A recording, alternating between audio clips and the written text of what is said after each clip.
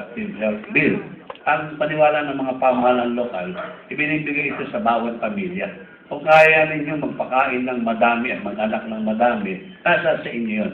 Pero kung sa tingin ninyo, ay ito lamang yung minimal, meron kayong na pwede makabuhay sa inyong pagkapamilya, ibinibigay pa rin sa inyo yung option. Ang sinasabi lang naman ng simbahan, even cardinal sin, ay may pamamaraan. Wag lamang yung sinasabi ng isang institusyon na bawal gumamit ng ganyan, okay, gumamit ng ganyan. Mismo ang sinasabi ng pare, kung hindi ninyo kaya, pigilin ninyo ang inyong panggigigil. Official statement ni Cardinal Rosales na official statement. So dito, ibig sabihin, pamamahala pa rin ng pagpapamilya ang dapat masusunod. So kayong dalawa, binibigyan ng pagkakataon na kung saan anuman ang inyong maging pagpaplano sa pamilya, dapat ang mga bata ay huwag mag-suffer at dapat ang mga bata ay maging inspirasyon ng inyong buhay pag-aasawa. At ang resulta niyan ay yung tunay na pag-iibigan. So yun po yung ating mga panawagan ng mga pamahalaan lokal sa patuloy ng ating seremonyas ay aking aangayahan na aking katulong na pastor. Ang ating katulong na pastor, siya po ay batay sa idinisay natin ng klase ng pagkakasal.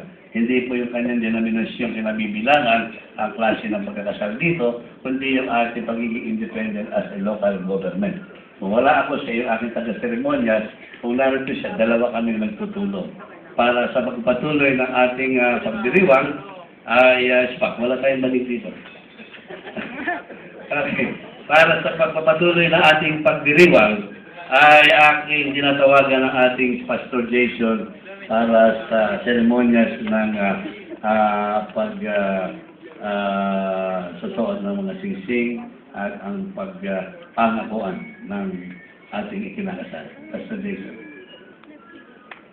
Salamat po sa ating bayan. Bago po tayo magpatuloy, atin po munang tanungin ang magiging mag-asawa. Anayin natin si Francis, pero bago po sila, ang mga ninong at ninang, nakataas po ang kamay. Kayo po ba ay nangangako na sila inyong tutulungan sa abot ng inyong makakaya? At kayo din po ba ay nangangako na kayo po ay magbibigay ng tamang payo at gabay sa inyong mga inaanak? Gayon din po ang kanilang mga magulang. Kayo po ba ay nangangako na magbibigay ng tamang payo at gabay sa inyong mga anak? Ang magandang balita po nito, dalawa na po ang makakatulong ninyo. Ang malungkot, dalawa na po kakatulong ninyo. Biro lamang po. Unahin natin si Francis. Francis, tinatanggap mo ba si Hanilet upang maging iyong asawa? Opo, tinatanggap ko po. At mamumuhay na magkasama ay sa tinakda ng ating banal na matrimonyo sila ng ating batas na umiiral. Opo. At siya ba yung ibigin, aliwin at gagalang at tanging kay Hanilet ka lang pipisan habang kayong dalawa ay nabubuhay. Opo. Narinig mo yung Hanilet. Ganyan din naman, Hanilet, tinatanggap mo ba si Francis upang maging iyong asawa? Tinatanggap ko. At mamumuhay na magkasama ay sitinakda ng ating banal na matrimonyo sila ng ating pamahalang umiiral. Opo. At siya ba yung ibigin, aliwin at gagalang at tanging kay Francis ka rin pipisan habang kayong dalawa ay nabubuhay. Opo. Salamat sa inyong mga tugon. Kami po ni Mayor ay hindi na po magtatanong kung may tumututol. Maya-maya po ng konti ay sasarado na po yung gate. Pasensya na po. Okay. Sige, maghawa kayong dalawa ng kamay, magkaharap, at magtinginan ng mata sa mata. Mamaya pa ang kiss kapag sinabi ng mga Mayor. Nag-uumpisa pa lang tayo. Okay, Francis, pakibanggit mo na buo ang pangalan ng iyong mapapangasawa at sumunod sa mga sasalikong salita. Ito po ay isa sa pinakamalagang bahagi ng kasalan, ang pagbibigay ng pangako ng mag-asawa sa isa't isa. Pakibanggit ang kanyang pangalan.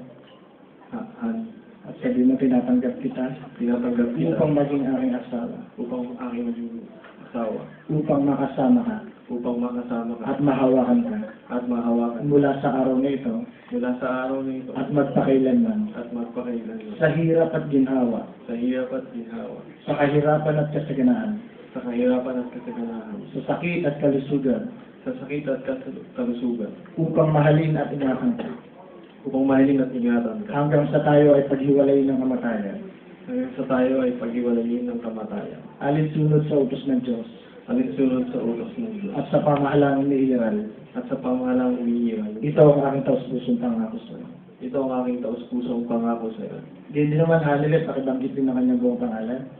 Francis, At sabi mo, tinatanggap din kita tinatanggap din upang kita maging aking asawa, upang maging aking asawa, upang makasama ka upang makasama ka at mahawakan ka.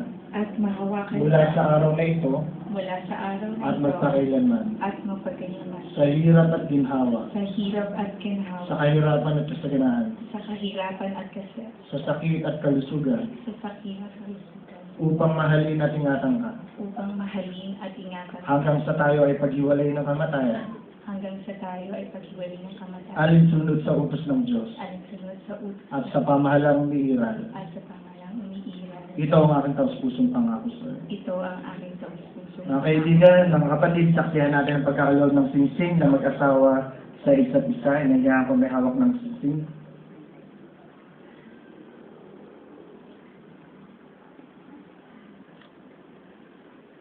Ang singsing nito ay isang physical at panlabas na anyo ng isang spiritual at panloob na pagbubuklod ng dalawang pusong nangangako ng tapat na magmamahalan na wagas at di mapapatay ng sinuman.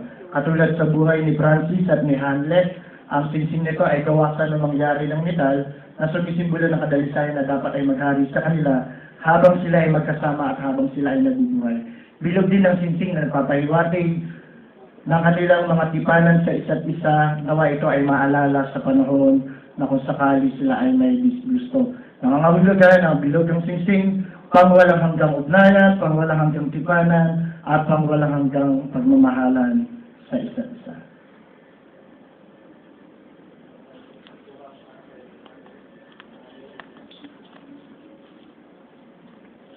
Unahin natin si Francis habang dahan-dahan isinusot mga singsing. Sa kaliwang bahagi ng kamay ni Hanelet, nakabanggit muli ang kanyang pangalan. Hani. At sabi mo, ibinibigay ko ang singsing na ito. Binibigay ko ang singsing na ito. Tanda ng aking dalisay na pag-ibig. Tanda ng aking dalisay. Napapakasal ako sa iyo. Sa Napapakasal ngalan ng ako Ama, ng Anak, at ng Espiritu Santo. sa ngalan ng Ama, ng Anak na Espiritu Santo. Hindi naman Hanelet, pakibanggit ang kanyang pangalan. At habang dahan-dahan sinusot ang singsing, pakibanggit din ang kanyang pangalan, sumunod sa mga sasabihin na salita. Francis, Sabi mo, binibigay ko rin ang singsing. ibinibigay ko rin ang singsing. Tanda ng aking dalisay na pag-ibig. Handa ng aking dalisay na Napapakasal ako sa iyo. Magpapakasal ako Sa ngalan ng Ama, ng Anak, at ng Espiritu Santo. sa ngalan ng Ama, ng Anak, at ng Espiritu Santo. Salamat. Pakinggan po natin ang pahayag mula sa ating bunong bayan. Katatapos po ng cardinal, ang papa po naman. Kasi papa pa mas nabuhay. Si cardinal ba ka lang si Castro. Sa kapangyarihan, ipinagkaloob sa akin ang pamahalaan sa pagkakasal. Ang ating pong dalawa na kanina at ngayon ay nagpangakuan ay opisyal po ipinapayag ko ng dalawa ngayon ay opisyal ng magiging isa. At sila po ay tatawagin ng isa na lamang at mag-asawa na. Palakpakan po natin. At bilang patunay na kayo ay isa na lamang at mag-asawa na nga, pakita niyo sa amin ang symbology ng mag-asawa. You may not kiss the bride.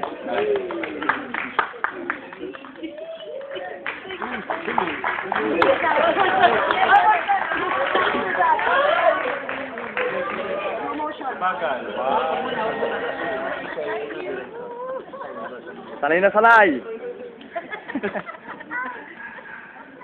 Okay, pagkatapos po nito ay huli natin ito ay tatanungin natin ang mga ninong at ninang at mga magulang. Handa po ba natin gabayan ang ating kinasal? Okay, sa bahay po ito ay handang bumabay ang mga magulang at mga ninong at ninang.